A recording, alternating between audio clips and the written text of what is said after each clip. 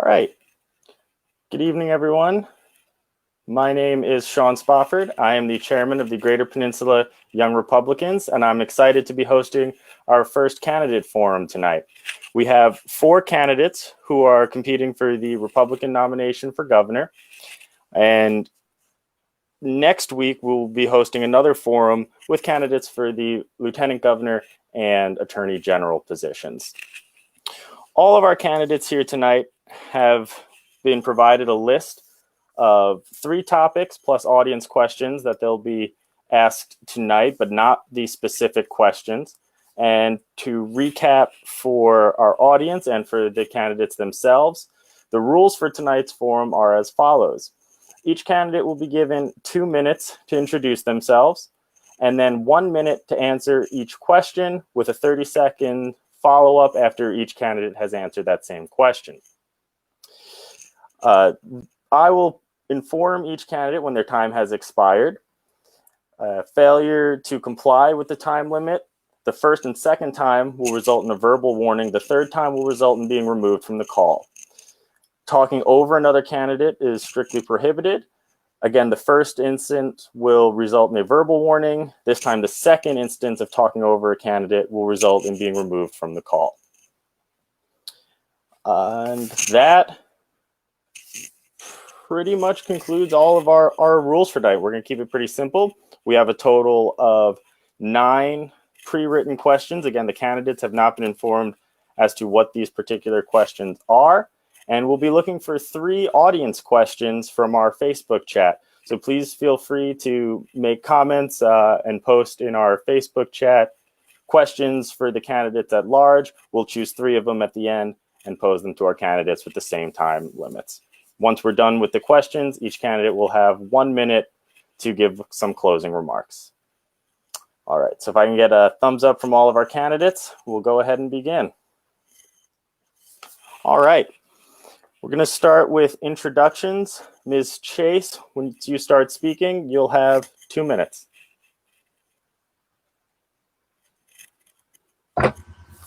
All right, well, good evening, everyone. I'm Virginia State Senator Amanda Chase. I'm a second-term state senator who represents currently most of Chesterfield, Colonial Heights, and all of Amelia. I'm actually currently leading in all the polls by double digits, which we're really excited about. And there's a reason behind that success. I actually announced over a year ago that I would be seeking the Republican nomination for governor, and I think that's really paying off. Listen, I'm a mom, I'm a wife, I have 4 kids. They're all grown adults. Our youngest is 19, our oldest is going on 25. My husband and I are high school sweethearts, and yes, they still exist. We've been married 28 years and we dated 6 before that. So we're business owners, we're entrepreneurs. We've owned payroll companies, computer businesses. We currently have a landscaping company that our oldest boys run. And so I understand small business and how it works. I'm also a Virginia Tech graduate, graduated with a degree in business. I double majored in corporate finance and business management. I worked for companies you've probably heard of, First North American, National Bank, which was Circuit Cities Bank. I worked for, it's now called Capital One, but it used to be called Signet Bank Card. I was in management there. I've also worked for the Virginia Student Assistance Authorities and then also the Federal Reserve Bank of Richmond. So I've been in management before I came home to raise our kids. We've homeschooled, we've done private school, and you know, so I really do value school choice. Even before COVID occurred, we've homeschooled our kids when they were younger for about 8 years. So education is very important to me. I believe we have way too much indoctrination going on. But I'm You're at 2 minutes. Okay, I'm at 2 minutes. Yes, ma'am. I'm a Christian conservative Republican. Does that mean I still have time, or I have 2 minutes left? No, ma'am. That was the completion of your 2 minutes. Okay, we got it. Okay, yeah. So there you go. Thank you very much. Our next candidate introducing themselves will be Mr. Pete Doran. When you unmute yourself, you'll begin.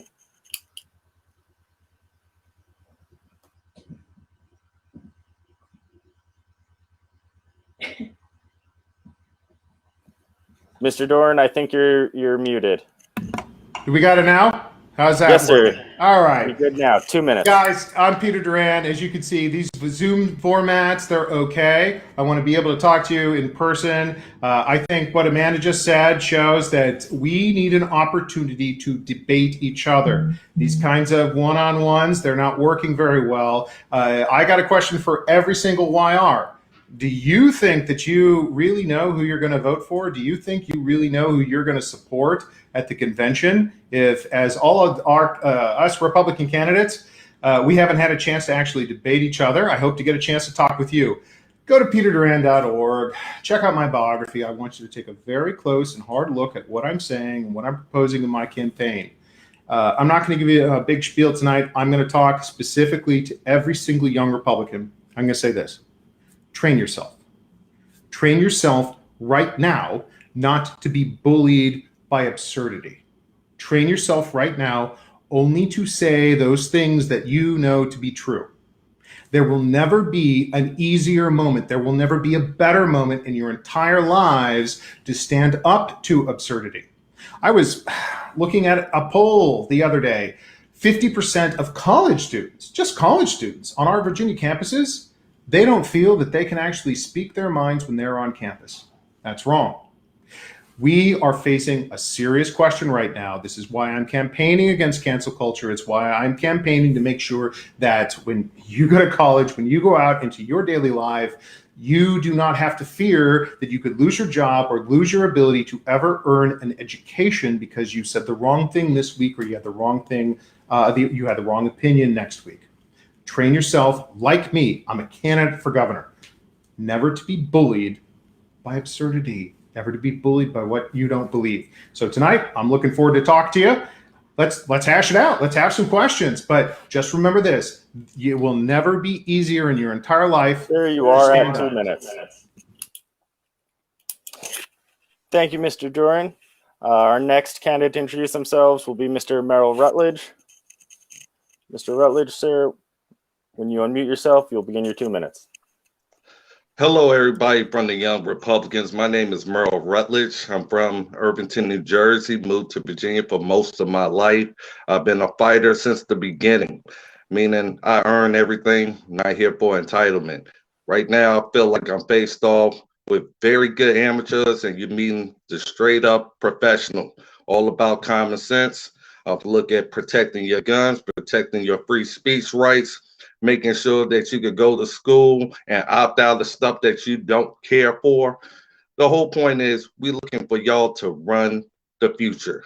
And we are prepared as candidates to make sure you know how to lead, especially in a world like this. This is not going to be the new normal. This is going to be the new red wave going into the 2021. And we're going to definitely show you how to get the job done. Right now, I'm all over the state talking to small businesses, talking to people on the streets, talking to people everywhere. The next governor is going to have street smarts as well as book smarts. All you saw last year was knee-jerk reaction politicians. That's why we need fresh blood in the Republican Party running for offices and doing what they have to do to make sure America has the leadership that it needs. The major thing for everybody to know about me, I don't quit. I've been standing up against state, local, and federal governments and speaking on behalf of the people who have no voice. I'm used to it. I'm a veteran to it, and I'm going to make sure I don't let you down. I want to make sure that everybody knows that your voice matters, no matter how much money you have. I know you're sick of being bought off and sick of people lying to you every single time they run for office. This is the first time you have a chance to elect somebody who's completely politically incorrect and making sure that Democrats know clearly this is a new day and it's no longer business as usual. My name is Merrill Rutledge, and I am running for governor of Virginia for the Republican nomination. Thank you. You are at 2 minutes, sir. Thank you. And our final candidate joining us tonight is Mr. Kurt Santini. You have 2 minutes, sir, when you begin speaking. Hello, my name is Kurt Santini. I'm governor of Virginia. I'm a husband, father, veteran, former firefighter, ditch digger, mechanic, house painter, construction worker. I am the blue collar candidate. I have some college education. I dropped out of high school when I was 15, got my GED, joined the military. You know, a lot of what's happening right now is people are fed up with politics. Okay, they're tired of the divisive language that comes from one side or the other, and they're tired of solutions not being worked on. There's no dialogue for people to find solutions because basically, regardless of which side you're on, you're drawing that hard line, and there's no conversation to be had. You know, I'm trying to change things up here. You know, people are tired of career politics. They distrust you whether you're Republican or Democrat or independent. If you've been in office for more than 2 terms, if you've been volunteering, campaigning, working in politics for more than a decade, people have very little trust in that avenue of what's happening. You know, there's so much to go over and so little time, but you can look me up on Santini4VA.com, SANTINIFORVA.com. I just want to do right by the people. I want to find solutions to the problems we're having, and I think we can do that. Look me up. Ask me any question. Thank you. Thank you, sir. All right. Thank you to all of our candidates for their introductions. We're going to move now into our first main topic, which is COVID recovery.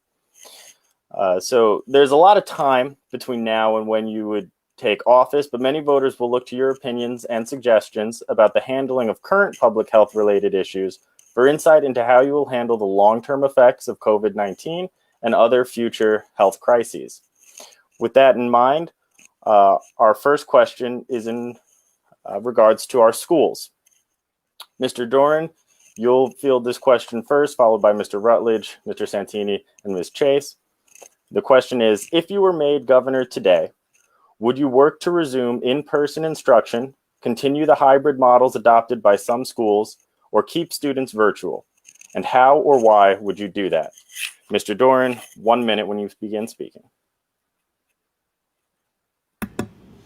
Thank you very much. Okay, so this one's a no-brainer. Tomorrow is the 12-month anniversary of when Governor Northam issued his school closure order. Remember 2 weeks to close the schools down? Remember when Northam said all we need are 2 weeks to disinfect our schools and then everything can reopen? What happened? We're 12 months later. We are 1 year later as of tomorrow, and frankly, we don't have 100% of Virginia schools 100% open. That's wrong. Obviously, we need to reopen the schools 100%, 5-day in-person instruction. But more importantly, what have we learned in this last year? We've learned that the governor's not in charge, parents aren't in charge, public sector unions are in charge of our educational system. I think that's wrong. What we need to do as Republicans is to break the power that public sector unions have over the lives of parents. You are 1 minute, sir. We reopen the schools now. We break the public sector unions' power over lives and students. Thank you, Mr. Doran. Mr. Rutledge, the same question. Would you work to resume in-person instruction, continue the hybrid models adopted by some schools, or keep students virtual? How or why would you do that? 1 minute, sir. Number one, we would have never been closed at all. It wouldn't be an anniversary with me. We would still have schools open and our Commonwealth open. Everybody else been all about shutting down first before they ever was about keeping things open. We will make sure that teacher unions know exactly. You go back to in-person learning, or we'll start relaxing the rules with our college students and those qualified to teach those classes and start giving them their salary. We are not going to shut down Virginia over the flu at all. We're going to fight, not live in fear. Thank you. Thank you, sir. Mr. Santini, same question. Would you work to resume in-person instruction, continue the hybrid models, or adopt that some schools have adopted, or keep students virtual? How or why would you do that? 1 minute, sir. We need to have the hybrid. Now, with that being said, every parent who wants their kid full-time in school 5 days a week needs to be full-time in school 5 days a week. However, you have those people out there that are scared of coronavirus, that have misinformation on the data that's coming out, and they don't want their kid in school. They're afraid that that child is going to bring it back, even though the science says that children do not pass it on to adults, as adults do pass it on with each other. We also know that the mortality rate increases as you get above 60. So those are the areas we need to look at protecting. My wife's a teacher. She agrees that we need to be in school full time. And she also agrees that there needs to be a hybrid program available for those that have misinformation and are afraid. Thank you. Thank you, sir. Ms. Chase, the same question.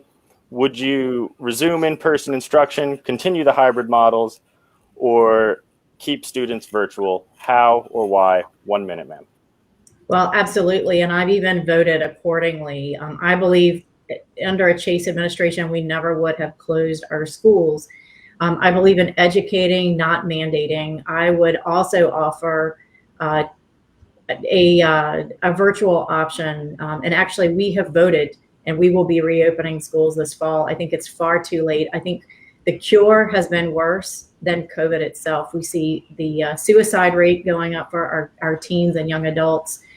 We must fully reopen our schools. And at this point, I would tie funding. In fact, I introduced Senate Bill 5020 and 5021 that would basically say if a school goes 100% online, then an education voucher would be given to the parent to offset the cost of alternate education, homeschooling, or having a tutor. So I would fully reopen our schools. Thank you, ma'am. Our second question under the topic of COVID recovery is in reference to businesses. Many businesses, especially local and family businesses, will continue to feel the effects of COVID-19 shutdowns for a long time. What actions, if any, would you take to help family and local businesses recover financially? This question will go to Mr. Rutledge first. Mr. Rutledge, you have 1 minute when you begin. Number one, I plan on giving out a 15% state tax cut for all businesses across the line and 0% for startup businesses in the first year. The fact is, hundreds to thousands of businesses closed because the Virginia House and Senate did not move forward with relief for renters, landlords, and small businesses. See, politicians don't care. Merle Rutledge cares about hardworking people who work all their life for their business. And I'm going to make sure you have comfort in knowing that a governor is going to be fighting for you and not just talking to you. That's exactly what other politicians miss. The fact that we are the people. We are not politicians, so we don't get that comfort zone. And businesses need to know that governor will fight for them throughout the whole process and bring them the relief that they need, and to make sure people stop having red tape that costs them everything. And that's exactly what happened. And I think all Thank you, sir. You are at 1 minute. Okay, thank you. Mr. Santini, the question goes to you next. What actions, if any, would you take to help family and local businesses recover financially? So definitely some action needs to be taken. There are a lot of businesses and families that are suffering right now from being out of work because they have to take care of a child that's not in school currently. They have to be the teacher to that child. They have to pay extra for their internet service or their child care service simply because the government decided to shut them down. The businesses already had the opportunity to refuse service to anybody they choose we didn't need to mandate that they refuse service to people with masks or without masks. There's going to be a huge financial downfall at the end of COVID from all the people under moratorium that aren't paying their light bill, aren't paying their water bill. And we're going to have to figure out a way to make adjustments, and the government's going to have to be the one to do that. And I'm willing to have those conversations and find solutions to that. Thank you. Thank you, sir. Mr. Chase, same question to you. What actions, if any, would you take to help family and local businesses recover financially? Ms. Chase. Sure. Well, first of all, I think we need to stop incentivizing people not to work by paying more in unemployment than the person was making when they were actually back at work. So that's where I would start. I would also say that we need to stop using the Virginia Department of Health to enforce this mask mandate. It should be up to the business owner's decision. If they're a restaurant, they should be able to choose for themselves whether they want to have masks or not, and the patron should be able to determine whether they want to wear mask or not. It shouldn't be mandated and enforced by overreaching government. I also agree by getting our kids back in school, that's going to allow our teachers to go back to school. It's going to allow kids to be doing what they need to be doing. Preoccupied parents are having to work full time and educate their kids full time. And so another reason we need to get our kids back in school. Thank you, ma'am. Mr. Doran, the question is, what actions, if any, would you take to help family and local businesses recover financially? 1 minute, sir. You are muted still. Can you hear me? Yes, sir. 1 minute. All right. So as everyone knows, I've been running on a platform that's built around a vision. That vision says Virginia should be the best. And Republicans, are you ready to be the best? If we're going to be the best, let's phase out the state income tax. I put forward that we are going to go to 0%. And Amanda, everyone, I ask every Republican in Virginia to consider this question. Why is it, as Republicans, that we support any state income tax when there's a better way? Why is it that, as Republicans, we support even having an income tax, or Amanda votes for an income tax at all, if we can phase out the state income tax and we can do it without blowing out the budget? Do you want to help Virginians? Do you want to help supercharge our economy for a post-COVID recovery? Let's phase out the state income tax and go to 0%. 9 other states in the country have already done it. We're going to get smoked if we do not compete with other states. As Republicans, this should be a way in which Thank you, sir. You are at 1 minute. And I apologize. I violated my own rules on question number 1. I didn't go back for the 30-second follow-ups on the school question. That is my mistake. We've passed that question now. We've answered the questions on businesses. So we'll go back through and continuing with the business question. Mr.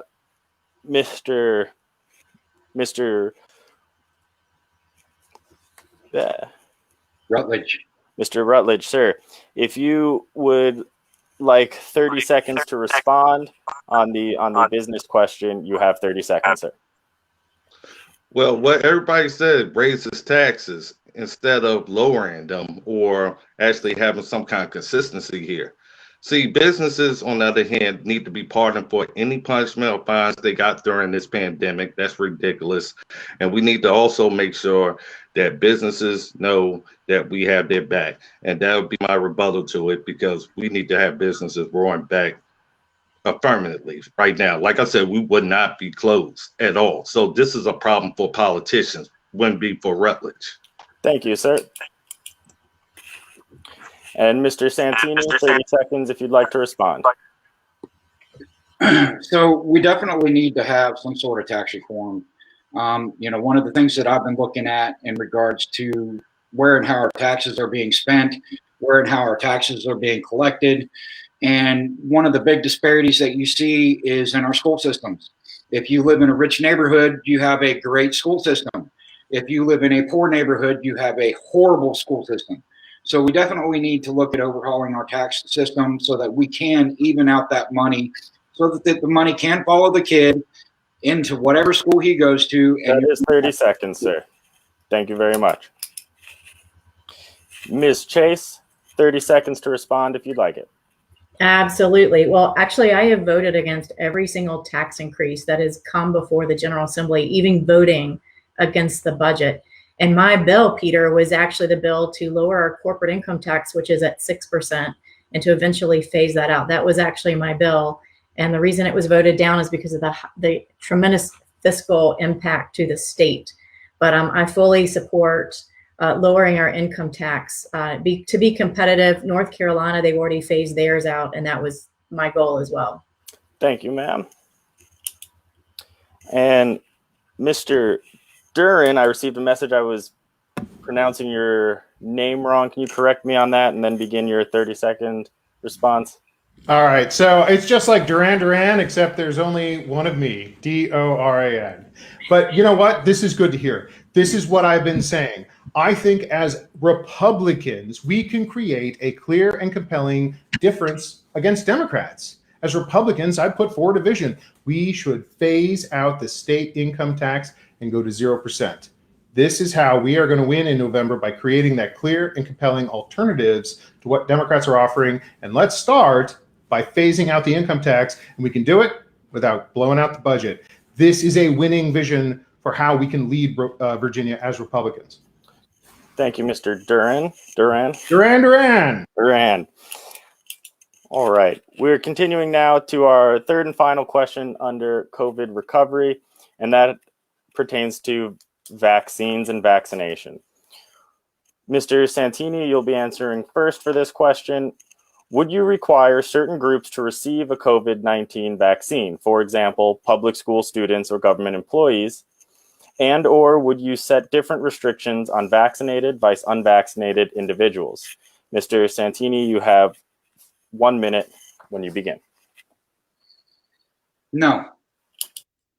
All across the board, no. Constitution prohibits it. I'm not going to mandate or require you to do anything against your free will. You have the choice if you want the vaccine or not have to take the vaccine. You know, this is a part of the problem we're having in our country is, my body, my choice, until we say it's not your body and it's not your choice, because somehow your body is going to affect somebody else's body. And now we have all these bodies that are, conflicted over my body, my choice, not my body, not my choice. The bottom line is the Constitution gives us freedoms that are guaranteed, God-given, and they can't be taken away. They can't be mandated. They shouldn't be mandated. And that's where I sit at it. If you don't like it, I'm sorry, but you're more than welcome to advocate for your group or following to get vaccinated if that's what you want. Thank you. Thank you, sir. Ms. Chase, you'll be answering next. Would you require certain groups to receive a COVID-19 vaccine, and or would you set different restrictions on vaccinated versus unvaccinated individuals? 1 minute, ma'am. So in short, no, I would never mandate. I would educate, not mandate. I would also say, because of freedom of conscience, that we should never require mandated vaccines. In fact, I support medical freedom in general, not just COVID vaccines, but other vaccines as well. I've entered in, I actually patroned 2 bills, one that said that you could not be denied services because you refused the vaccine. I've also filed and sponsored legislation said that you could not be denied employment for refusing to have the vaccine. So I definitely support individual choice, individual freedom as protected under the Constitution.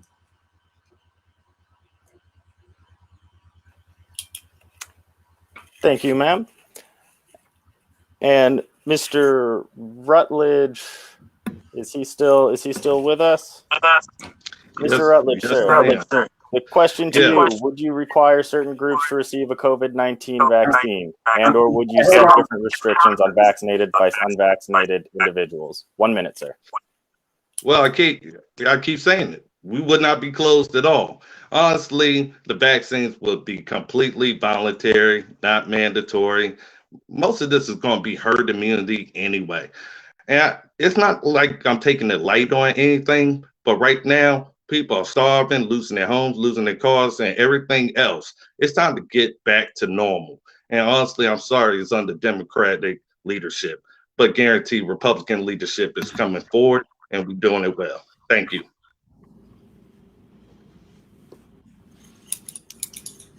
Thank you, sir. And we have our 30-second responses. Mr. Santini, if you would like to respond. Before I respond, did Doran speak on this? Did I miss? You went from Chase to Rutledge and skipped right over Doran on the vaccination? We might have done just that. Thank you, sir. I appreciate that. Your turn, Mr. My apologies, sir. That was not intentional. Trying to keep everything in line here. Mr. Doran, sir, you have 1 minute. Would you require certain groups to receive a COVID-19 vaccine, and/or would you set different restrictions Not for at vaccinated?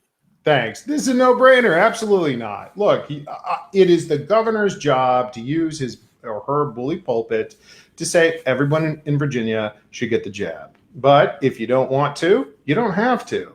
It's not the governor's job to mandate people to do things and then restrict their freedom of movement and action and association. This is a no-brainer. I'm going to drop this one pretty fast. I'm not going to use up all the time because this should not be controversial. Thank you, sir. And again, I do apologize for that mistake.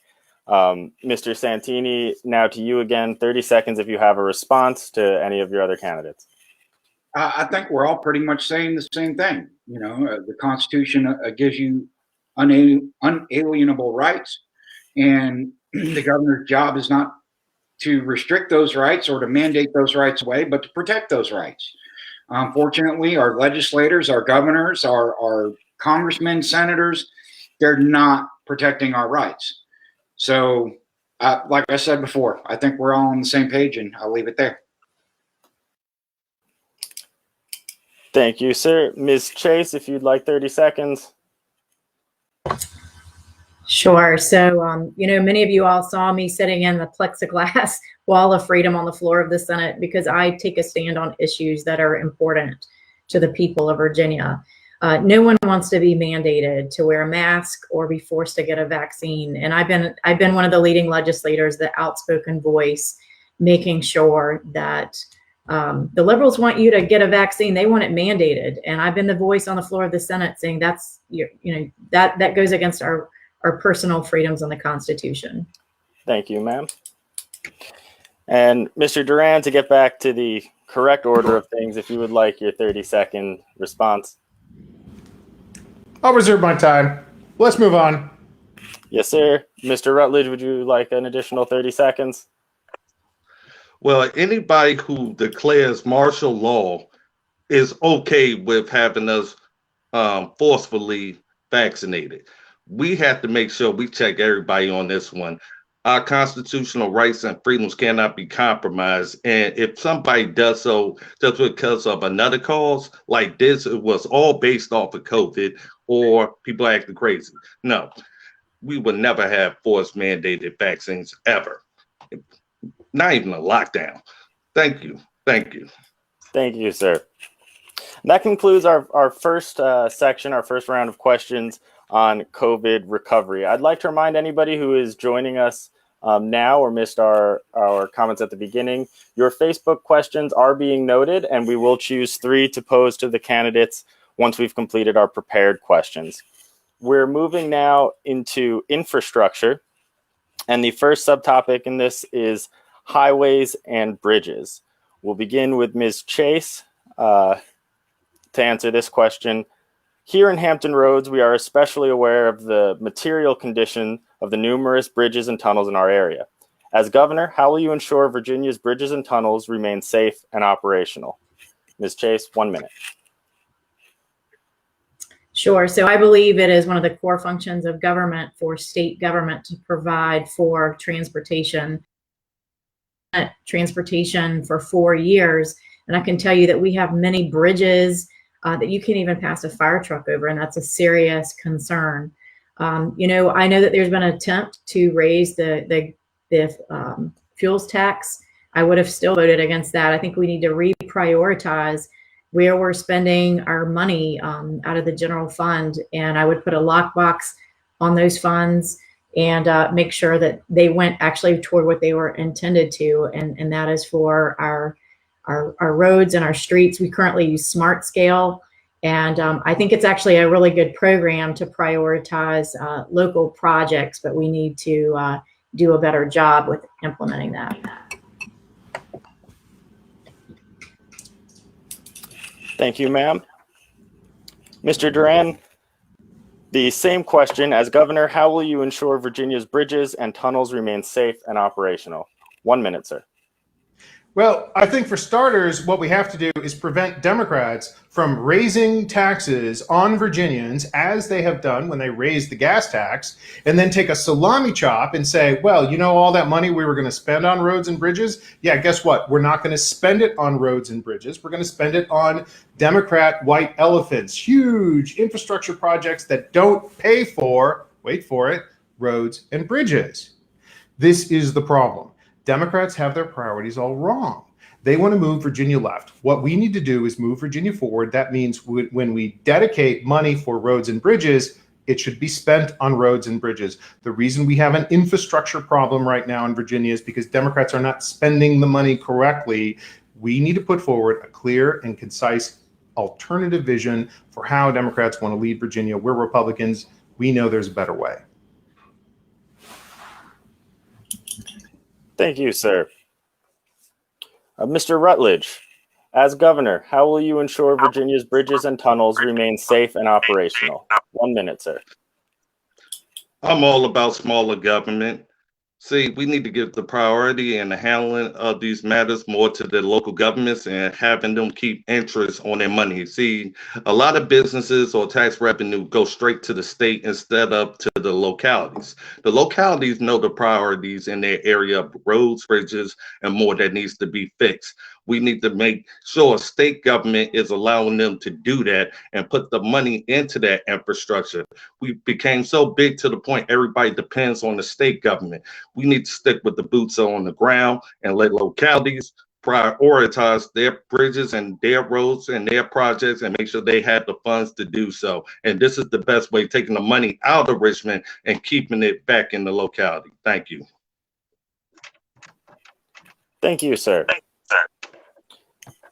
Mr. Santini, as governor, how will you ensure Virginia's bridges and tunnels remain safe and operational? Again, 1 minute, sir. So it's about prioritizing what needs to be done. Currently a lot of people talk about you're driving down the road and the road's fine, but you get on your road to go home and it's, full of potholes and cracks and just kind of crumbling apart. And then the next week you're leaving for work and they're redoing that road that was just fine right past the good road. Or right past the bad road that you live on.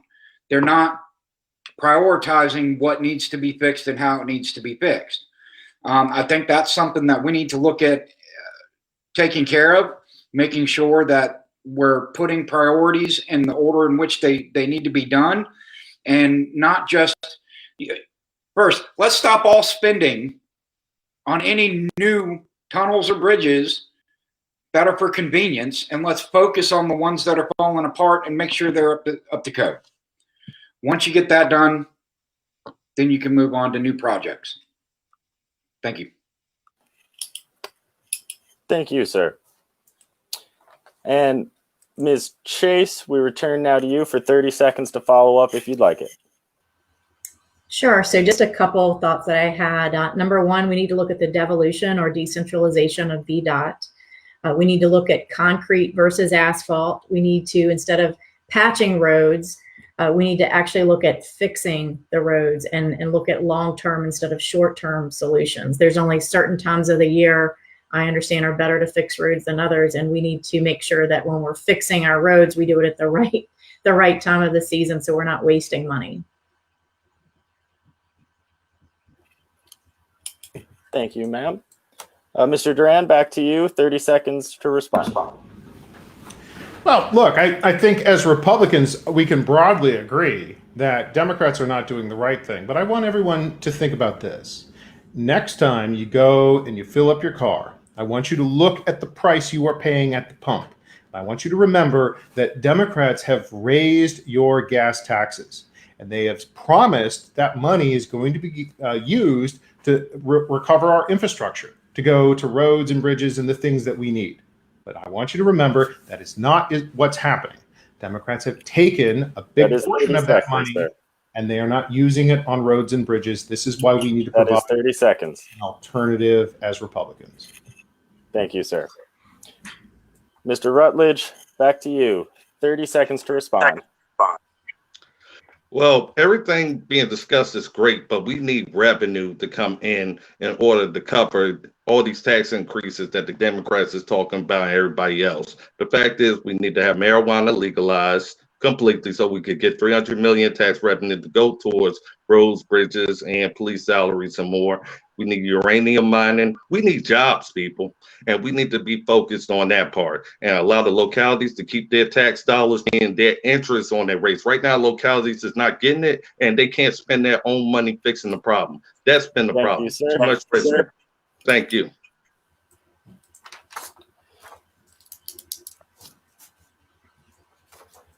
Mr. Santini, 30 seconds to respond to your fellow candidates. We're all in agreement that, you need to prioritize what, when, how, and where we fix our infrastructure. And it's not just roads, it's internet, it's broadband, it's cell phone towers. If we run into a real pandemic where we have to shut down for a year again, we don't have the infrastructure in place to take care of those students that need to learn remotely. So yeah, we're all in agreement. We need to change the way things are being done. And yes, that is 30 seconds, sir. And never do what they say they're going to. Thank you. Our next question on infrastructure pertains to energy production. And we'll begin with Mr. Doran. What is your vision for the future of Virginia's energy production capabilities? For example, expanding wind and solar plants, opening or closing nuclear plants, increasing or decreasing fossil fuel and natural gas consumption. You have 1 minute, sir. Look, if we're going to be the best state in the country, if we are going to avoid California-style blackouts and brownouts with the most expensive electricity in the country, this is a no-brainer.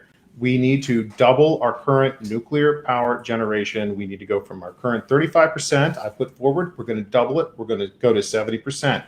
Guess what? This isn't a pipe dream. This is entirely possible. We can do it right now, take the first step right now by expanding the generation capacity at the North Anna facility. No one in Virginia wants to have the most expensive electricity and the risk of brownouts and blackouts like they have in California because they have put all their chips on unreliables.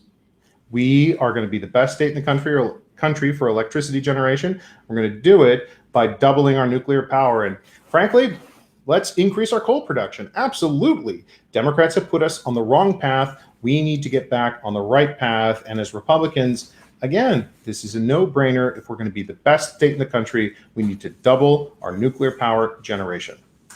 Thank you, sir. Mr. Rutledge, you are our next candidate to answer the question, what is your vision for the future of Virginia's energy production capabilities? 1 minute, sir. Well, I'm all for coal and finding out new ways for coal to be used and be a major exporter instead of just importing or whatever have you. The fact of the matter is we need to allow private investment to handle what they do. We got to stop spending money on every single thing. We got to start looking at the devil in the details before we start up these type of investments. Everything's talking about money here, money there on any kind of project. We need to start looking into what really saves us money and put the priority there. The fact is, if private investment wants to do so, we're going to encourage them. But that keeps the state over-regulating and allows them to make their call, and we can also save money. The major thing right now, we got to tighten our belts, people. We can't spend our money on every single project that sounds good. We need to know what we know, what's good. Thank you. Thank you, sir. Mr. Santini, we move to you next. What is your vision for the future of Virginia's energy production capabilities? 1 minute, sir. So I have family, lots of family actually, that are either active in the coal mines, retired from the coal mines, or have spent a portion of their life in the coal mines. And all of them were in favor of alternative energy. However, the thing that they brought up throughout it all was to make sure what it cost to produce that alternative energy didn't outweigh what it cost to produce the coal. Right now, you're putting more carbon emissions by building solar panels, by mining for solar panels, by putting up wind turbines, by dismantling wind turbines. It's hurting our environment far more than it is helping. Now, I think we need to double down on our coal for sure, look into nuclear energy, but also invest in renewable energy. And once we get to the part in the renewable, then we can. That is 1 minute, sir. Ms. Chase, we go now to you with the same question. What is your vision for the future of Virginia's energy production capabilities? 1 minute, ma'am.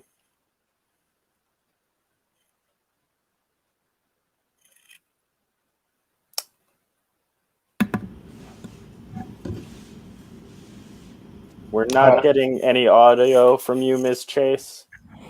There we go. Sorry about that. No problem. You have 1 minute. So, listen, I would say, first of all, we do not need government subsidies for solar and renewable energies. That's the wrong move. And that's what the Democrats are doing. We're going to end up like Texas if we continue down that road. You know, I have always said we need to continue. Right now, Virginia is supplied by 3/5 of our production of energy comes from natural gas, 3/10 from nuclear power plants. We have 2 here in Virginia. I support that. We need to also continue to focus on coal. The Democrats are taking us away from coal. It's reliable, and a lot of Southwest Virginia relies on coal. So that's what I would tell you. We need to get away from these. We need to focus on coal, petroleum to generate electricity. Thank you, ma'am. Mr. Doran, we return to you now. If you'd like 30 seconds to respond to your fellow candidates. Great. I can do this really fast. I want everyone who's watching to imagine that it is 10 years from now and it is Christmas Eve. And I want you to think about what your family budget looks like after that year in 2030. Because if Democrats continue on their current path, you will have $800 less to spend on Christmas Eve, because Democrats have taken that money from you, and you have spent that money across the year to keep your house warm, to keep the lights on. This is the future that Democrats are presenting us. This is a reality. This is now the law. This will happen if we do not change. That is 30 seconds, sir. Thank you very much. That's what we change. Mr. Rutledge, we go to you again for 30 seconds to respond. Well, I'll say this. One person was right. We'll end up like Texas, but I say even worse. It'd be socialism like Venezuela. We're going to lose people's jobs and more. Right now, we believe in hard work. What created jobs and still keeps you with a job, I'm going to support. But what takes a job away from you and leaves it up to big tech to go ahead and screw up with, just like they did with the elections, then all we doing is shooting ourselves in the foot. Let's stick to what works, not what hurts. Thank you. Thank you, sir. Ms. Chase, we are back to you again with 30 seconds to respond to your fellow candidate. Oh, I'm sorry, Mr. Santini. Correct. Mr. Santini, you have 30 seconds. Thank you. Look, the bottom line is we all want renewable energy. We all want to save the planet in some form or fashion, but we're not quite there yet on the renewable energy side. We cannot produce it efficiently as we can coal or nuclear or fracking gas. Once we get there, then we can start scaling back. But in the meantime, we need to scale up, not back. Thank you. Thank you, sir. And Ms. Chase, now we move to you. 30 seconds to respond. Sure. So listen, I go back to voting records matter. I have voted against clean energy programs here in Virginia because they are bad for consistent, reliable electricity, which fuel our businesses, our homes, our schools. You know, we have to have reliable energy, and that's what's so important. And also the cost. We have to be able to afford electricity. So by supporting natural gas, nuclear power plants, coal, it positions Virginia in a very good place. So just making a note here, once again, voting records matter, and I voted against these. That is 30 seconds, ma'am. Thank you. Thank you. We move now to our final question under our infrastructure topic, and that is pertaining to internet. More and more people rely on internet connectivity in their day-to-day lives. How would you address the inability of some to access the internet due to financial restrictions or lack of service in their area? For this question, we'll begin with Mr. Rutledge. Sir, 1 minute. See, this is once again why the schools and more should have been closed. Realistically, everybody's being set back. But like I said, my plan is to make sure everything stays back open. Yes, expand broadband, but allow private investment to do so. Like I said, it needs to be a situation where we look at supply and demand. We need to focus on the areas that don't have internet, that don't have those type of resources. We have left them behind, like Halifax, the South Side, and all those in the country out back. We need to focus on them, and we need to work with private investors to make sure that they have internet access so they can continue to go to school once they in school. But we want to make sure they have the proper ability to do their homework, and I'm all for it. Thank you. Thank you, sir.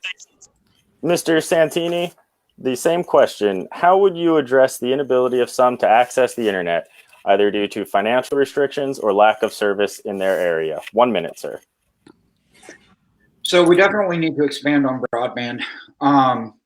You know, I think there's a company in Campbell County that's setting up a satellite towers where they can reach, you know, some like 3,000 people, and they can increase that range on how many people they're reaching based off of this very first tower they're building.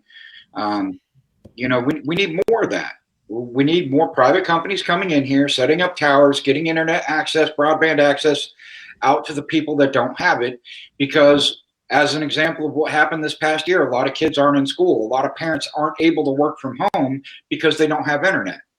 Well, now instead of driving their kid to and from school, they're driving their kid to and from school because they're sitting in front of that school to allow their kids access to the internet for 3-4 hours a day to get their projects done on time. That's not what we need. Can we not use the water for 1 second really fast? I'm sorry? I don't know who was speaking there. You have 10 more seconds, sir. Are you done, sir? Yeah, I hit my time limit, so I just went ahead and stopped there. Appreciate that. Ms. Chase, we move to you now. How would you address the inability of some to access the internet due to financial restrictions or lack of service in their area? 1 minute, ma'am. Well, actually, I've done that. I've actually voted for legislation that would expand broadband in Virginia. First of all, I introduced Senate Bill 5020, 5021.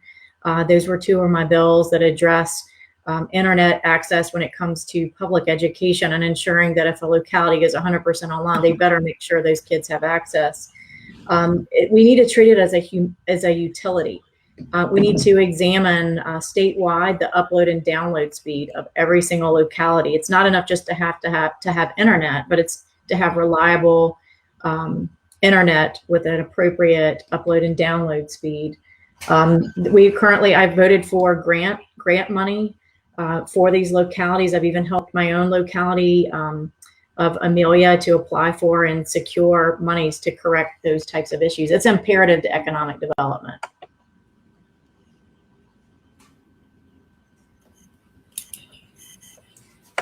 Thank you, Ms. Chase.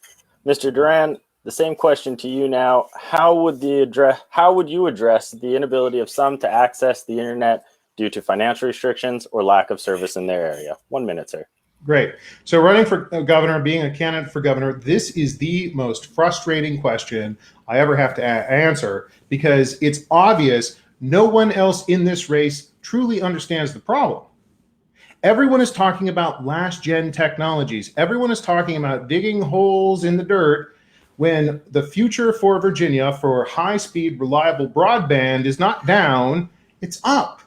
Elon Musk has already provided this solution. Right now, Elon Musk and satellite internet are connecting schools in Southwest Virginia to their to homes where kids haven't had broadband, high-speed broadband before. That is only in Southwest Virginia. As governor, we need to expand that license to cover all of Virginia. But I think this broadband question underscores a bigger issue. No one else in this race truly understands what they're talking about when we're discussing broadband. The future is not dirt, it's not holes in the ground, it's internet, satellite, it's internet from satellites. This will be a game changer for our Commonwealth, and that's that what is 1 minute, sir. Thank you. when I talk about Virginia should be the best. Thank you, sir. Mr. Rutledge, we return to you. You have 30 seconds to respond. Well, this is why Democrats shouldn't be in control, period. I think everybody gave out a great answer in regards to this, but I'm all about private investment and making sure we don't increase taxes. And that's the major thing. And I believe that private companies can do the job. We can't waste any more money. We had COVID relief funds as well as money being saved from teachers not being in school. Why can't we? It's all because of noise. That's the reason why the schools is the way it is. Like I said, we would be open. Thank you.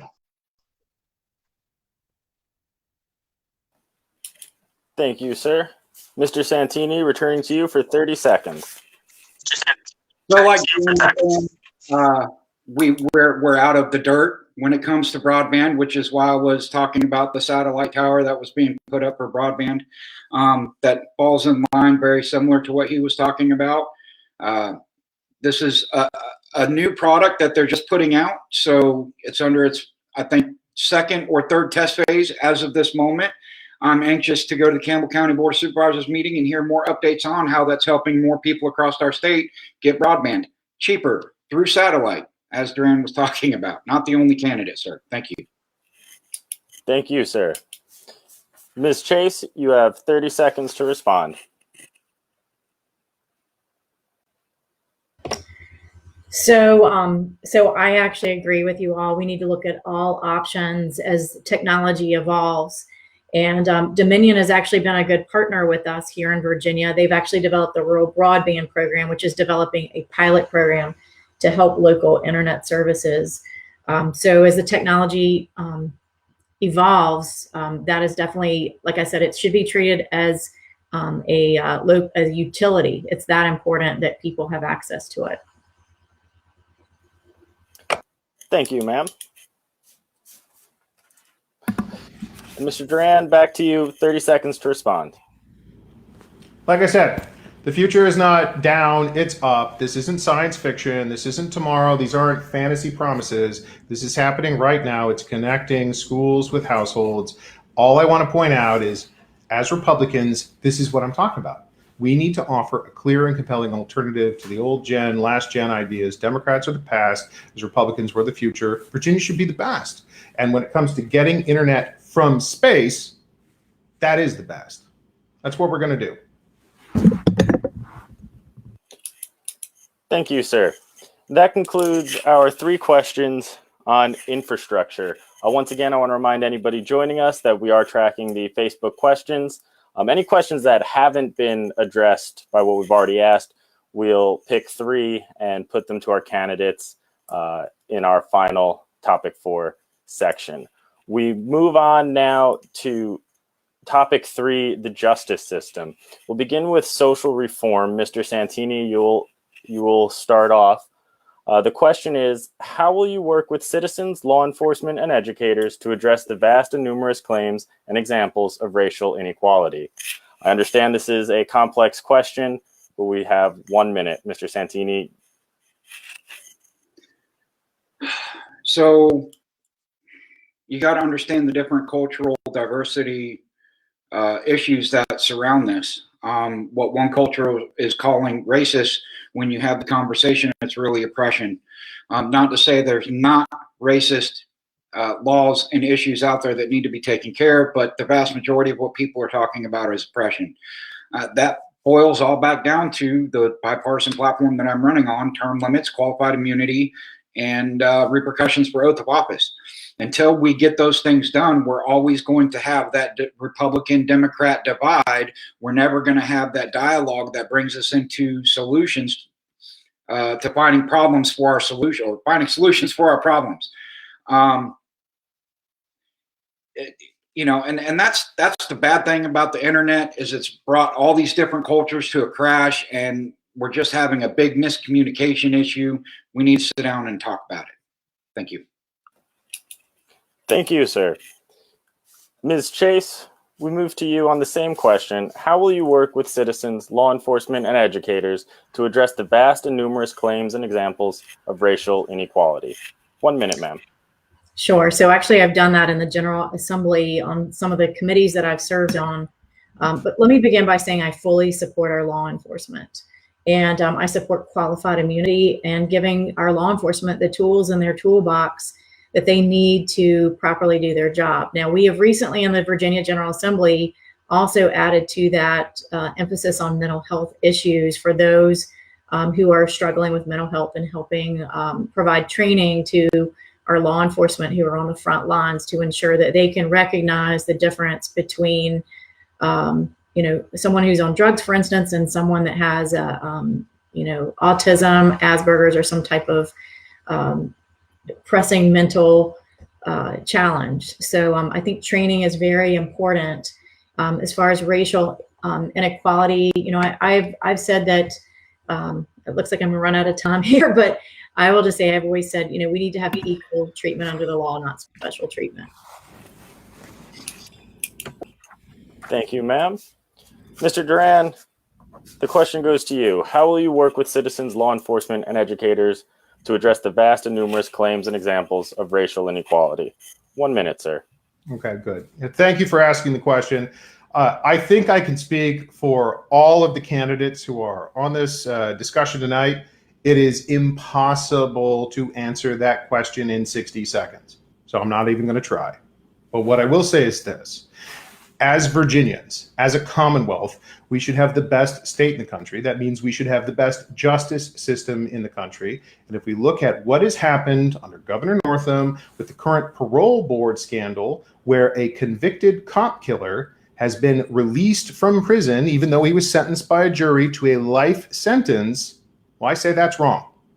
We need to support our law enforcement, and absolutely, we need to have equal justice under the law. But trying to answer this question in 60 seconds, I think I can speak for all of the candidates. That's just not a fair one.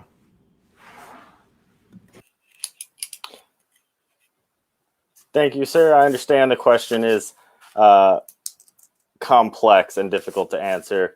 We appreciate all the candidates doing their best to give broad strokes of their beliefs and views on the topic and how they'll approach them. Mr. Rutledge, you have 60 seconds for the same question. How will you work with the citizens, law enforcement, and educators to address the vast and numerous claims and examples of racial inequality? 60 seconds, sir. Well, some things is not going to be done by a bill being handled. We've got to start condemning any kind of supremacy that's out there, regardless of who it is or what faction they're from. There's nothing wrong with being black, white, but I do have a problem when I hear somebody saying, be less white, be less black, be less of this, be who you are. That's how I look at it. And police is always going to have my back. Yes, we got to put funding to mental health services, but we got to have the revenue. And that's why marijuana needs to be legalized. We need to stop locking up drug addicts and start giving them treatment and recovery, and start working on mental health issues that's happening all across the state. But we need the revenue. I'm going to use marijuana, not for punishment, but use it for making sure Virginia becomes great again. Thank you. Thank you, sir. We return to Mr. Santini, if you'd like 30 seconds to respond or expand. So there are hundreds, if not thousands, of laws right now that are unconstitutional that violate our rights, whether it's a state or federal law all across this country. This is what our Black communities are talking about. This is what our Latino communities are talking about. This is what our low-income white communities are talking about. Our rights are being violated. One culture calls it racism, another culture calls it oppression, another culture calls it unconstitutional. None of that's going to be fixed so long as those that are in power stay in power. Thank you, sir. Ms. Chase, 30 seconds to respond or expand. Sure. So I agree it's a complicated issue, but I have some concerns that somewhere mentioned the parole board is definitely a blatant one with a cover-up scheme. So that one of the first things I would do is fire the existing parole board and let's get some law and order back in Virginia. I fully supported the death penalty. I do not support packing our judicial system. We've just recently expanded the number of judges that are going to be serving in our courts, which I constitute as packing our judicial system. And I think that we should 30 seconds, ma'am. We should celebrate diversity, not division. Thank you, ma'am. I do appreciate all of the candidates doing their best to answer these complex questions in the short time we've provided. Mr. Doran, we go to you again. 30 seconds to expand if you'd like. Look, Virginia should be the best state in the country when it comes to schools, when it comes to safety, when it comes to jobs. We should have, obviously, the best legal and judicial system in the country. But what has happened? Under the Northam administration, we've seen Governor Cuomo-style efforts to use government power to intimidate and cover up an alleged government crime. This is what happens when Democrats believe they will never be held accountable for their actions. As Republicans, we need to provide a clear and compelling alternative, and I believe we can. Thank you, sir. Mr. Rutledge, back to you. 30 seconds to respond or expand. Well, I'm not going to be making videos with Marxists. I'm going to tell police to be police and commit to law and order, not stand down. And we basically had to have the tough conversation with all of our communities that crime comes with punishment. You need to start being held accountable and taking responsibility for your actions. The best way to stop racism is to stop talking about it, but making sure people know what justice is. And that's exactly what I bring to the table, with a complete criminal justice reform plan, not no games or gimmicks. Thank you. Thank you, sir. Our next question in the justice system topic is on gun control. Ms. Chase, you will answer this question first. The question is, what is your stance on current state and local gun control laws, and how would you respond to the possibility of a federal law that runs counter to your beliefs? 1 minute, ma'am. So first of all, voting records matter. I have voted against every single attack on a law-abiding citizen's ability to carry. I have an A rating with the NRA lifetime, 100% rating with VCDL lifetime. I was one of the annual speakers at the VCDL rally back in January of 2020, and I carry each and every day. So that's one thing you don't have to worry about with me. I voted for constitutional carry. You know, we don't need a license to exercise our First Amendment right, although I'm starting to feel like we're heading in that direction under Democratic leadership. We shouldn't need it for our Second Amendment rights. It's a basic fundamental right to protect us against tyrants, both foreign and domestic. And I'm considered the Annie Oakley of the Senate. Everyone knows that I've even open carried presenting bills. So you know where I stand on this issue. Thank you, Ms. Chase. Mr. Doran, you're next for the question. What is your stance on current state and local gun control laws, and how would you respond to the possibility of a federal law that runs counter to your beliefs? 1 minute, sir. Okay, so I think it's that last part that is the most important. It doesn't matter how you voted. It doesn't matter if you carry. It doesn't matter what your opinion is on the Second Amendment. I believe the Second Amendment protects all of our freedoms. But when Congress, a Democrat-controlled Congress, or President Biden passes a law or issues an order that violates our Second Amendment, none of those things matter. We need a governor who will say no. We need a governor who will say no, and we will meet you in court because we are not going to enforce those laws here in our Commonwealth. And President Biden, if you have a problem with that, well, tough luck. You're going to go have to pound sand. We will see you in court and we will beat you because what you're saying is against our Constitution. It's against our rights. And as governor, that's the governor's job. What we haven't had is a governor who has done that. So, when we talk about this is what I think, this is what I believe, great. We need a governor who will say no and will defeat the federal government in court if they try and violate the Constitution. That's what's needed. Thank you, Mr. Doran. Mr. Rutledge, the question goes to you next. What is your stance on current state and local gun control laws, and how would you respond to the possibility of a federal law that runs counter to your beliefs? 1 minute, sir. Gun control is dead on arrival with me. Your gun is your business. That's how I operate. I'm a constitutional carry type of guy. Castle doctrine is my belief. I enhance stand your ground law, giving immunity to shop owners during a riot, and deputize our citizens to fight back. Like I said, I want all that passed. I plan on giving out a pardon to anybody who breaks Governor Northam's gun control laws. There is no such thing as gun control in Virginia. Virginia is for gun lovers. Thank you.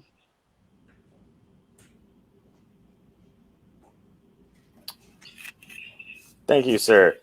Mr. Santini, the question is, what is your stance on current state and local gun control laws, and how would you respond to the possibility of a federal law that runs counter to your beliefs? 1 minute, sir. They're all unconstitutional.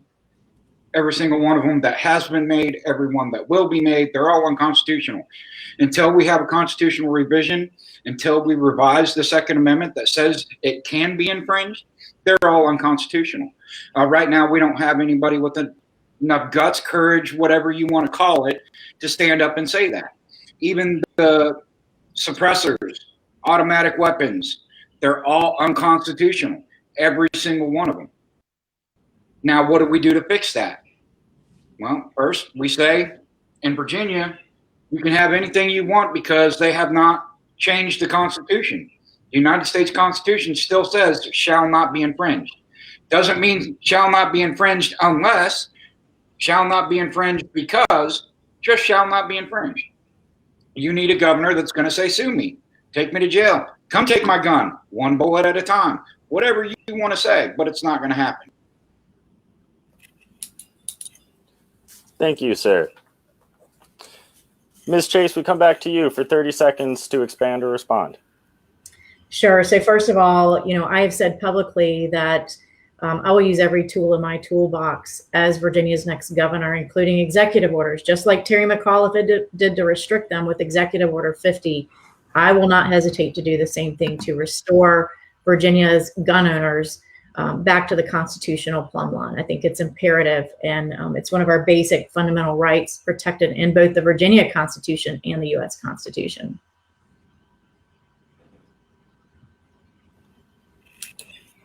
Thank you, ma'am. Mr. Doran, back to you for 30 seconds to respond or expand. Look, I've made my position on the Second Amendment very clear. If the federal government tries to weigh in on Virginia and impose laws or restrictions that violate the Constitution, we will not enforce those laws, and we'll meet the federal government in court, and we will win because we're going to have the best legal team around because we're the best state in the country. But check this out. Republicans, conservatives, we have hated that Democrats have been ruling with executive orders and taking away our freedoms and suppressing our rights. Why is it that any Republican is now saying in this race, I'm going to use the same powers that Democrats have been using, That is and I'm 30 going to use seconds, those sir. powers myself? I think that's wrong. Thank you, sir. Mr. Rutledge, we go to you again. 30 seconds to respond or expand. Well, Virginia's not going to become Baltimore or Chicago. And that's exactly what it looks like for the strictest gun control laws that's out there. You're going to have a governor that has your back, and we're going to fight the government if they decide to come in. Our citizens, you get a pardon for fighting back, and let the politicians try taking your guns. Let's see how well that works for them. But we're going to tell any police officer, if you try to go after our guns, they will have the right for a citizen's arrest, and make sure our cops arrest you too. There's no such thing as gun control in Virginia with Merle Rutledge. No compromise. Thank you. Thank you, sir. Mr. Santini, 30 seconds again to respond or expand. See, right there, Constitution of the United States, no executive order needed. If it violates the Constitution, it's unlawful. Period. Every law that is a gun law has violated the Constitution. Therefore, it is unlawful. Anything to the contrary shall not be withstanding. Every Second Amendment law is to the contrary of that document right there. That's end all to everything. Thank you. Thank you, sir. Our final question under the under the justice system topic pertains to election law. Mr. Doran, you'll begin. The question is, do you believe changes to current Virginia election laws are required? If yes, what needs to be changed? If no, why not? 1 minute, sir. All right. 60 seconds to fix everything that's wrong in the Virginia election system. I could try. So let me do this. Let me just tell you what my red lines are. My red lines are no universal, unsolicited mail-in balloting. That's got to end. My red lines are, I talk about voter integrity. Sometimes people say, what does that mean? That means that if someone has voted, I want to know, and I think everyone in Virginia wants to know, that that was a real person who cast a legitimate, real ballot. Voter integrity. This should be a no-brainer here.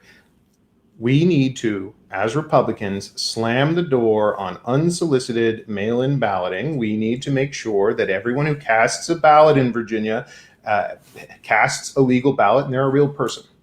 And I think the model for that is Florida. 20 years ago, Florida was a disaster. Fast forward 20 years into the future to right now. 10:30 at night, Florida was great.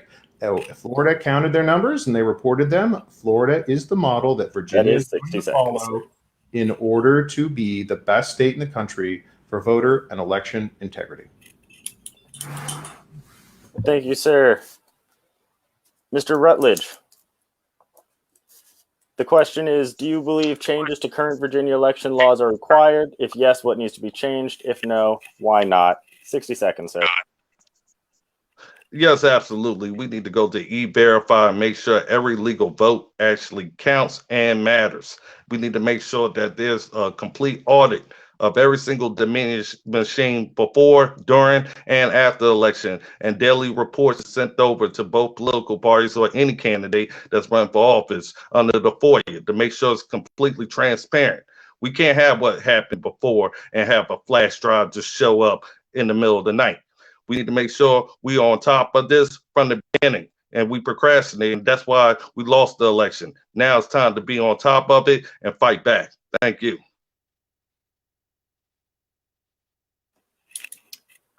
Thank you, sir.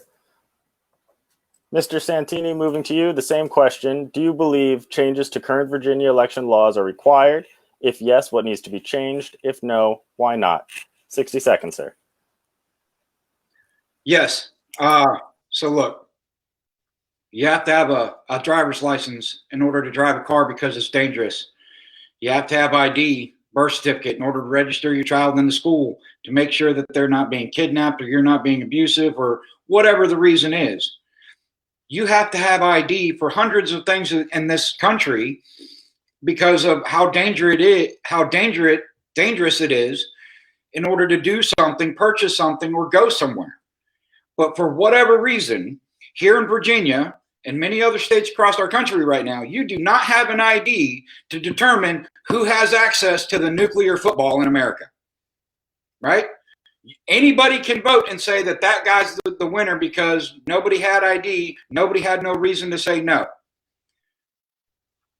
We need to secure our elections. We need to make sure the person we're voting for is the person that's elected, period.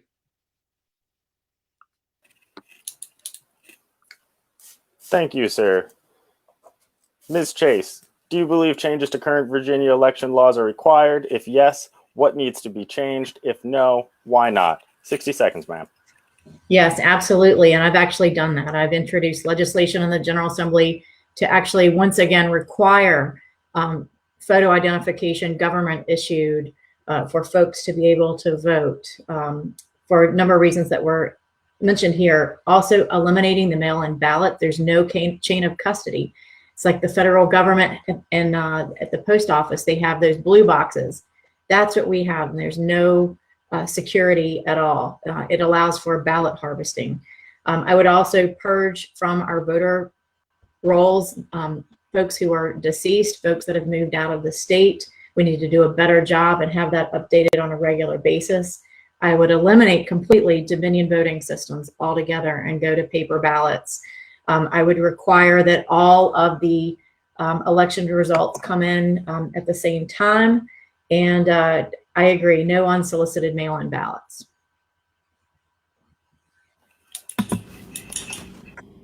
Thank you, ma'am. We return to you, Mr. Doran, for 30 seconds to expand or respond if you'd like it. 30 seconds to say this. Republicans, do not lose heart. I know what everyone is feeling after 2020. I know what everyone is experiencing because I've been talking to you from one side of our Commonwealth to the other. Do you know what we need? We need to rally now.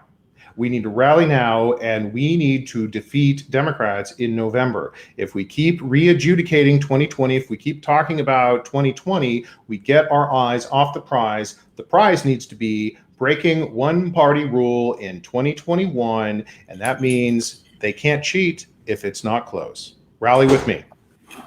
Thank you, sir. Mr. Rutledge, your chance now, 30 seconds to expound or respond. If we keep losing elections, people, and voting for the same politicians, we're going to get the same results. And that's exactly what happened with our elections. We just went in the wrong direction. Now it's time for a new head coach. Plan that I just gave out keeps illegals from voting in our elections, and also doesn't incentivize them to get involved in our elections. Every single plan that the Democrats has came up with or bill gives motivation for illegals to interfere in our elections. We need to make sure every legal vote count and make sure we cut up that red tape and those bills continue to screw us over left and right. We got to make sure we are far right. Thank you. Thank you, sir. Mr. Santini, 30 seconds to expand or respond. We need harsher repercussions for any kind of interference in our election system. Right now you get caught, 5, 10 years. Let's make it treason. Let's make it punishable by death. Let's bring back the death penalty for infiltrating our election system, for fraudulently casting votes in our country. We don't have that because people are afraid to ask for it. But in reality, that would sure be a heck of an incentive to keep people from violating our election integrity. Thank you, sir. Ms. Chase, 30 seconds to respond or expand. So one of the problems that we have registrar's office that are controlled by Democrats. I have that here in Chesterfield County, where we have a Democrat registrar and she has hired all of her friends. We need to institute a more balanced state board of elections, have 3 members of each side, and if there are any independents, include them as well. So and I would say we do need to go back and have a thorough investigation, not the faux investigation that the State Board of Elections conducted of the 2020 presidential election. And I say why. You have according to the latest Gallup poll, 70. 30 seconds, ma'am. Okay. And that also concludes our third topic with questions on the justice system. We have been receiving questions on our Facebook page, and I'll begin to pose those to the candidates in a moment. I would first like to take a chance to respond to 2 things that did come up in the chat. One, we did send out invitations to all of the Republican candidates we were able to find. I do believe we have received information that 1 or 2 missed that invitation or did not receive an invitation. They unfortunately requested to join the debate after we had set our March 3rd deadline. They were not allowed to participate. All candidates are able to schedule individual meet and greets with our club or attend our regular meetings. At our regular meetings, we always make 2 minutes available to each candidate to introduce themselves, put out their information, get in touch with people separately. And again, we'd be more than welcome to schedule individual meet and greets with all of the candidates for all of the offices. And as for the time limits we set, I believe we were looking at 7, 8 candidates potentially being on the call. If we went more than 1 minute with the number of questions we have, we might be here for 4 or 5 hours, and I don't think that would be beneficial for most of us. Of course, again, if anybody would like to go deeper into the questions we've asked tonight, the candidates can reach out to us, contact us, provide us more information on those questions. We would appreciate that. So we'll move into the audience questions, and one that we received early on. I have to come back and find it here. The question is, if you're elected governor, you would be working with a Democratic House, a Democratic legislative body. How would you overcome the difficulties of working across the aisle in the legislative bodies? For this question, we go to Mr. Rutledge first. Mr. Rutledge, sir, 60 seconds.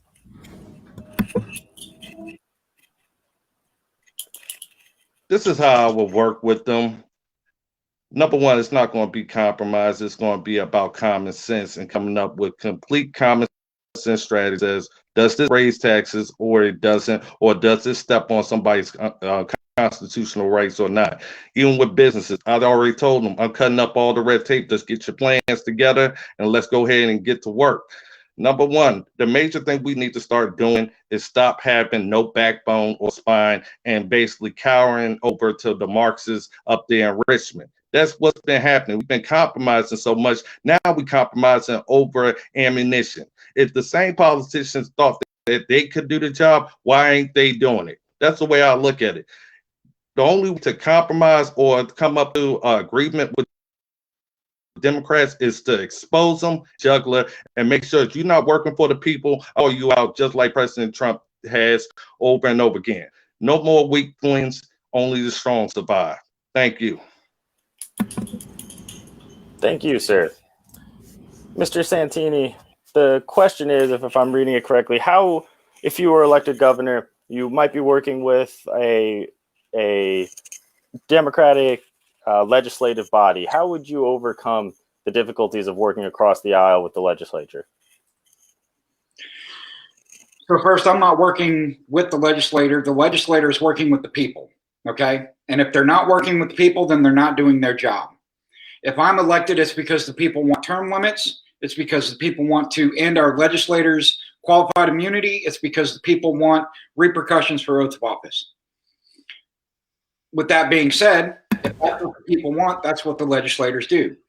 Now, if you do that, then you're having dialogue, you're having communication, you're working through the problems and issues as different people see them, and you're finding solutions that work for the people in a whole in our state. Now, if they don't want to do that, then it is going to be the people's responsibility to stand up against these elected officials that are not doing their job. And that's the way a lot of us see this right now, is these elected officials are not doing their job. We have to unite. We have to get rid of the corruption, the career politics, and start working towards solutions on both sides. Thank you. Thank you, sir. Ms. Chase. All right. So let me just tell you, I've done this in the Virginia Senate, and I don't compromise on values that are important to us, but what I do is focus on areas that we can agree on together. I work with Senator Serval on coal ash cleanup here in Virginia. We got it done in 4 years. Historic legislation reduces our risk of cancer. Coal ash now must be stored in a lawn facility. That was my bill, by the way. I also patron the Red Tape Regulatory Act, which basically, and all these were signed by Democratic governors, so I do know how to work across the aisle. Nobody likes red tape. It's bad for our businesses. Under my legislation that passed and was signed into law, before you can introduce regulation, you have to get rid of 2. I've introduced and passed the Healthcare Transparency Act, which by law requires the hospitals to give you an estimated cost of services so that you can shop around, all signed into law by a Democratic governor. Thank you, ma'am. Mr. Doran, the question to you now, how would you work with a Democratic legislative body as governor? How could you work across the aisle? Thank you so much. Republicans, I want everyone to pay attention to what just happened, because every single candidate who just spoke up accepted the premise of the question. Every candidate accepted already that we are going to lose in November, that we're not going to have a Republican House of Delegates in November. This is the problem. Republicans in the last generation have all accepted this idea of losing. They've all embraced defeat because they have only learned how to lose. If we're going to win in Virginia, if we're going to have the best state in Virginia, we need to say, who says we're losing in November? I created Let's Win Virginia to mobilize an army of volunteers and new candidates to step up and get into the fight and challenge Democrats who won without a single Republican on their ballot. 30% of our ballots didn't have a Republican last time. That's not going to happen this time because Republicans across our Commonwealth are saying no. We no longer accept that old way of losing. We no longer accept that old way of thinking. As Republicans, we win now. Thank you, sir. Mr. Rutledge, we return to you for 30 seconds to respond. Well, other politicians and candidates can speak for themselves. I don't have no plans in losing at all. And my claim to fame, I hope and I pray to God not, that I have to say I back the Democratic bill, period. We need term limits. That's the major problem right now. We got so many politicians spend more time with lobbyists instead of in their districts, even during the pandemic and a crisis. Hey, people, we about winning, but we are about a different type of attitude. So keep looking at the fancy suits and the wingtips. You may forget how to win with a champion. That is 30 keep seconds, it to sir. the streets. Thank you. Thank you, sir. Mr. Santini, back to you for 30 seconds to respond. It doesn't matter if you're a Democrat, a Republican, or an independent. As a Republican candidate, as a Republican governor, I'm going to have to work with Democrats, independents, and Republican politicians. The hope is that they're doing what the people want, not what their party or back pocket is telling them to do. Now, that's the bottom line. You have to be able to work with all aspects of Virginians, not just the ones in your party. That is how you're going to be a good governor, period. Thank you, sir. Ms. Chase, to you again for 30 seconds to respond. Sure. Well, once again, I've done it. I've got a list of things that I've done where I've worked, not compromising on our conservative values, but also I co-founded the Transparency Caucus with Delegate Mark Levine. We actually got everyone to sign a letter to go online so that you can actually have access to our committee meetings and watch us while we're making bills. That was part of the work that I've done since I've been in the General Assembly. So if you've ever gone online and watched a bill and watched the hearing for each bill, that's work that I've done to create greater transparency, working across the aisle to get things done. I've done it. Thank you, ma'am. And Mr. Doran, to you again for 30 seconds to respond. Republicans, what did I just say? Everyone is assuming that we are going to lose in November. No one is envisioning a future where we rally together as Republicans. We put forward a winning vision for how we're going to lead. I believe that vision is Virginia should be the best. And then we take the fight to every district. We fight for every ballot, every voter, and we never accept that we're going to lose as the start of the conversation. I'm a new kind of Republican here in Virginia because I know we can win as Republicans, and that's where we need to go. Thank you, sir. For our next audience question, it was a two-part question about protecting First and Second Amendment rights. Since we did cover gun control and the Second Amendment rights briefly in our justice system topic, we'll focus on the First Amendment portion. As governor, how would you work to protect our First Amendment rights? Mr. Santini, you begin with this. So first off, the Constitution protects our First Amendment right. All we have to do is get rid of the laws that are violating our First Amendment rights. As a matter of fact, all we have to do is get rid of the laws that violate any of our constitutional rights. That's what I'm running on, a bipartisan platform that's both Democratic, Republican, Independent. It doesn't matter. It is of, by, and for the people. It's not of, by, and for the party. It's not of, by, and for the special interest group. It's of, by, and for the people. That Constitution right there gives us unalienable, God-given, born free rights. The problem we have right now in America and in Virginia especially is lawmakers are creating laws that violate our rights and then expect us to wait 5 to 10 years while we go through some legal process that the regular everyday Virginian cannot afford to be in. It's wrong. You need a governor that's going to attack it from the government side. Thank you.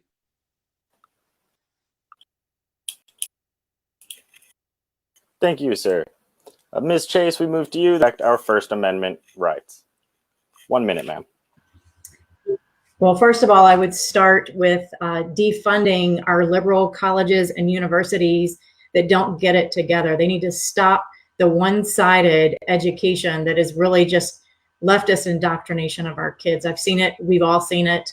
I'm going to defund them, even our public schools. If they don't get it together, if they continue a one-sided education, then we don't allow them to have state-funded money. Also with big tech, there needs to be penalties involved. We should, I know it's federal to try to remove some of the protections that they have, but I think we need to defund violators. And I've actually said I would set up a call center that parents and students could call into to report rogue public colleges and universities. It's our taxpayer money, and they should stop liberalizing our kids. And I'll make sure that happens as Virginia's next governor.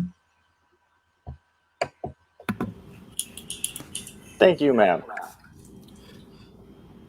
Mr. Doran, the question to you now, what would you as governor do to protect our First Amendment rights? You have 1 minute, sir.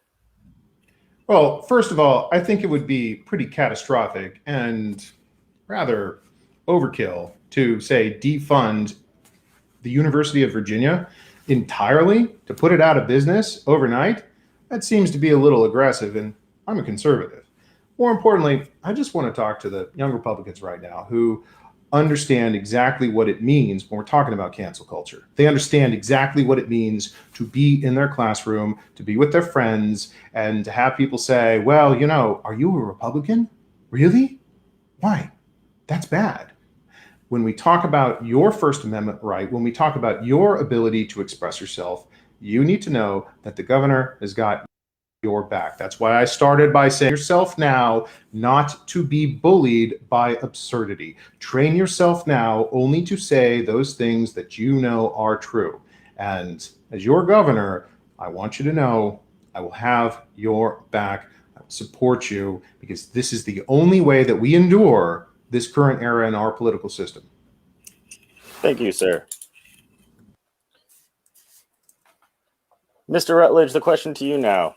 What, as governor, would you do to protect our First Amendment rights? 1 minute, sir.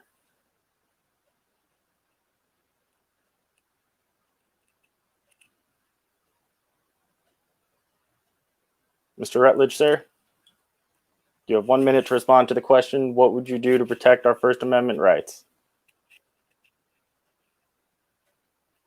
Okay, sorry about that. I'm the only governor's candidate that has been blackballed or not invited to gubernatorial forums, and none of the candidates from both sides have defended me, and they talk about censorship.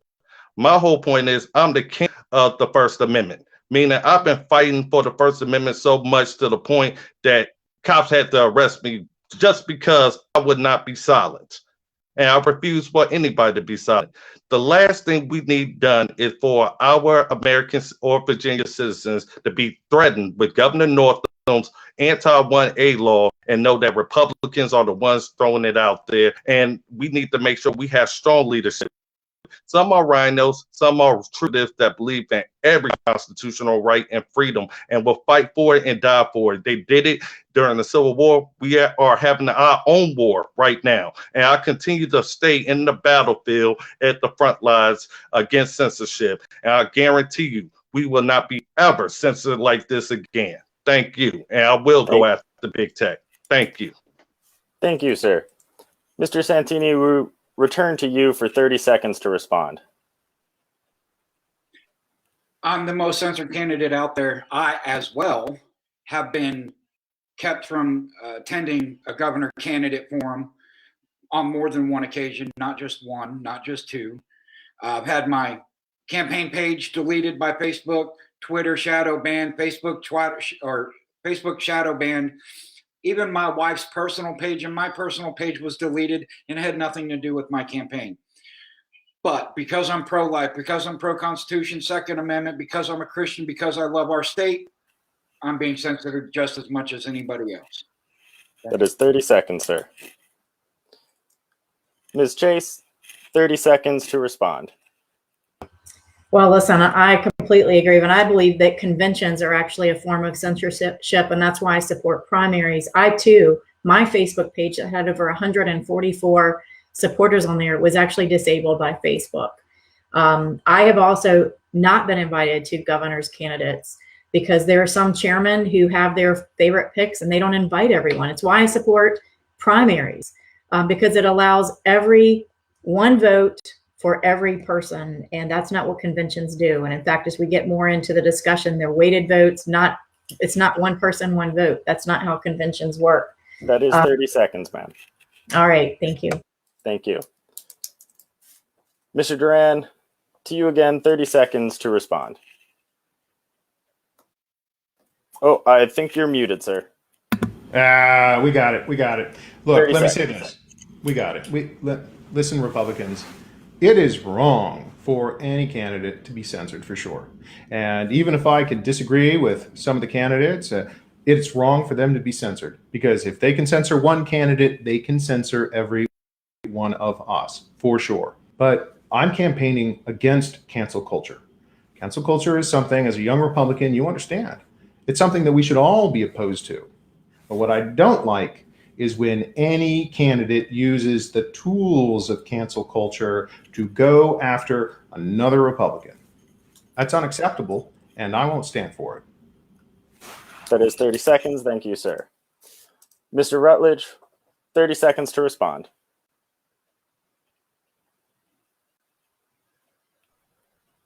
Well, people need to stop making excuses. Whether it's a primary or whether it's a convention, we need to be prepared as candidates and be ready to ride hard, because Democrats is not going to give us no kind of help at all. So we got to be able to get around that. But also at the same time, campaigns are brutal, vicious, and savage. I'm not here to play games. It's going to be Mr. and this guy on the other side. They are there to try to destroy us. The best thing Republicans can do is give it to each other real and stay hard on each other. So when we make it to the general election, we can win. The problem is we've been too soft each other, and that's why we lose in elections. I'm here to win. Thank you. Thank you, sir. All right, please give me one moment while I scroll through to see if we have any other questions that came up that haven't already been addressed. All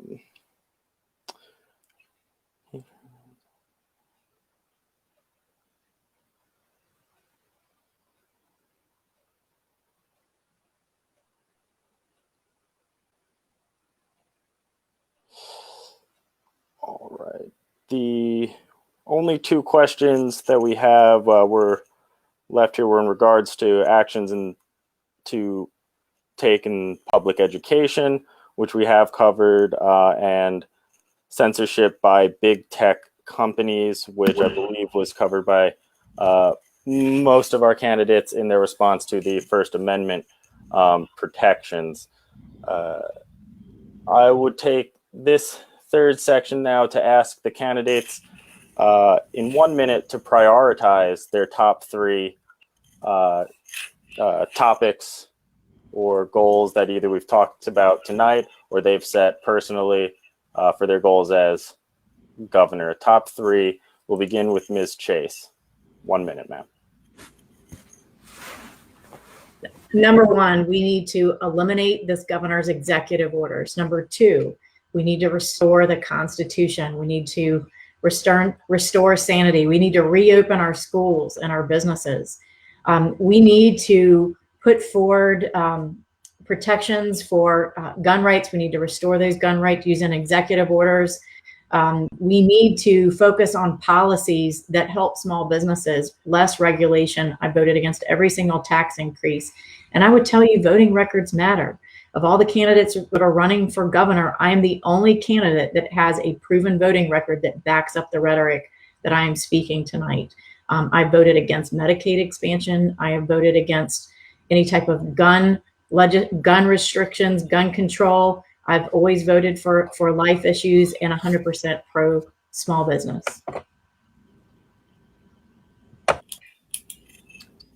Thank you, ma'am. Mr. Doran, your top 3 priorities, either from the topics we discussed tonight or your own personal goals, how would you prioritize them, sir? 1 minute. This is not going to be a surprise to anyone because I've been saying it since the very start.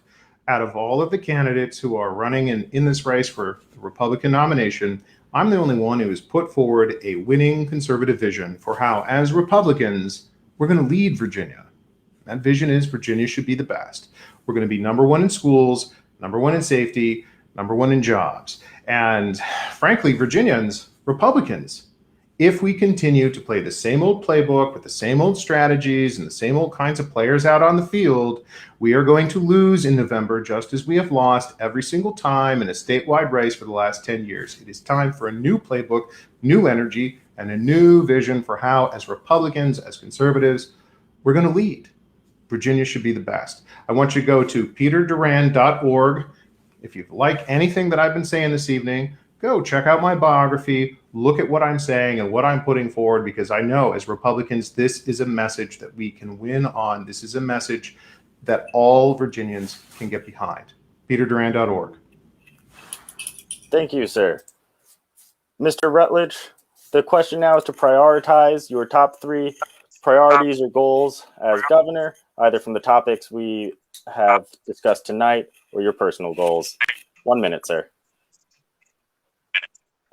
Well, 1, kick Marxist sympathizers out of government, protect God, guns, our country and family values, and making sure we don't have indoctrination destroying our kids' future, and opening back up Virginia businesses in full and refunding them for any fines or penalties or whatever have you that was done under Northam and the Three Stooges. Thank you. Thank you, sir. Mr. Santini, the question is to prioritize your top 3 priorities as governor. You have 1 minute, sir.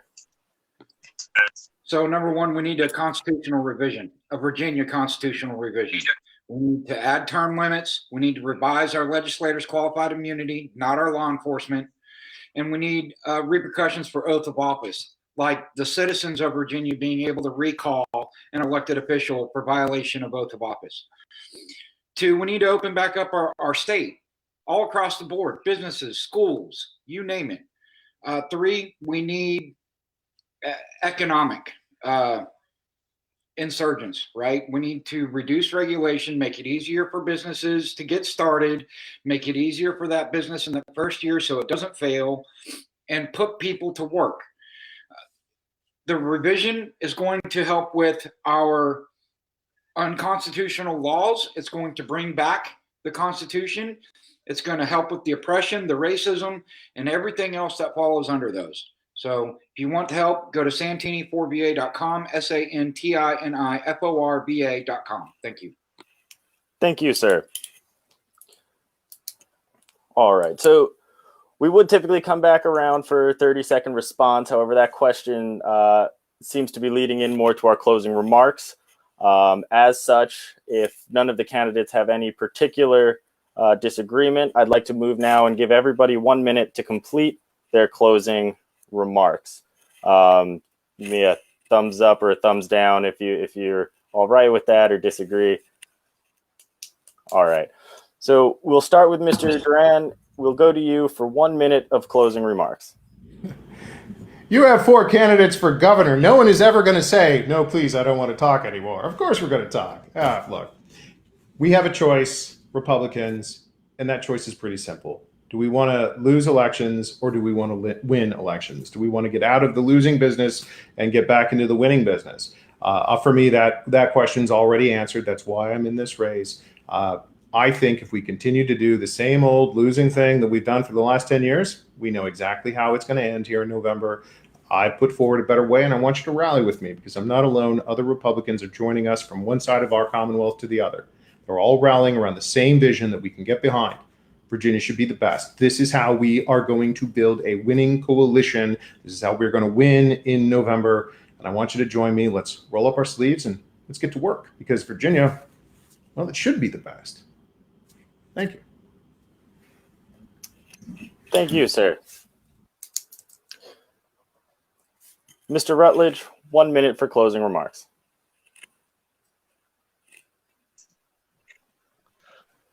Well, I want everybody to start getting the fire back in your belly.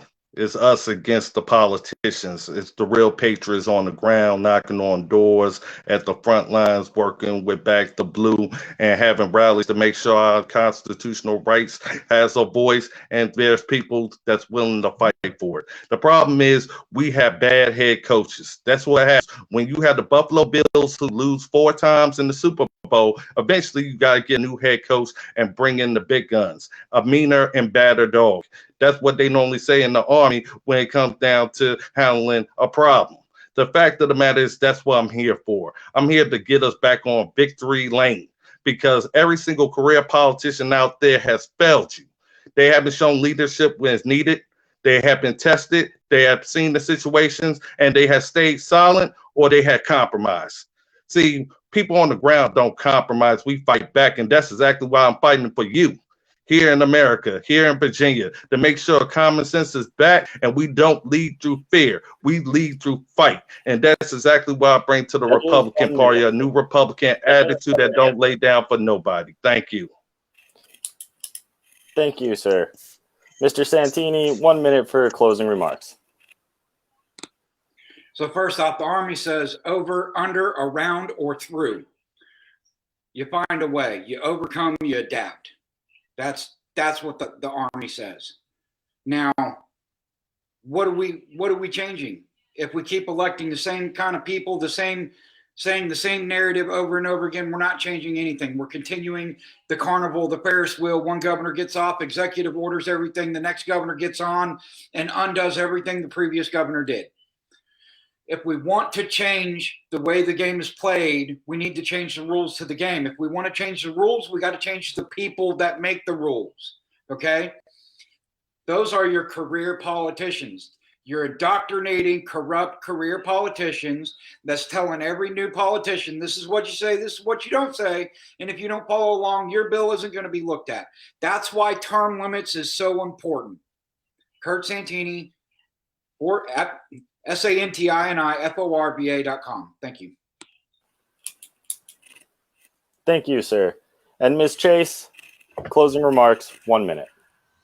Listen, it's important that we have someone who has a proven conservative voting record. Talk is cheap.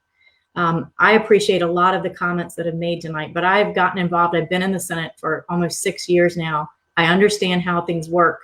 And if you've watched the news, the national news for any time at all, you've seen I've been a leader, a fighter on Second Amendment issues, resisting being forced to wear a mask to the point they put me in a plexiglass wall.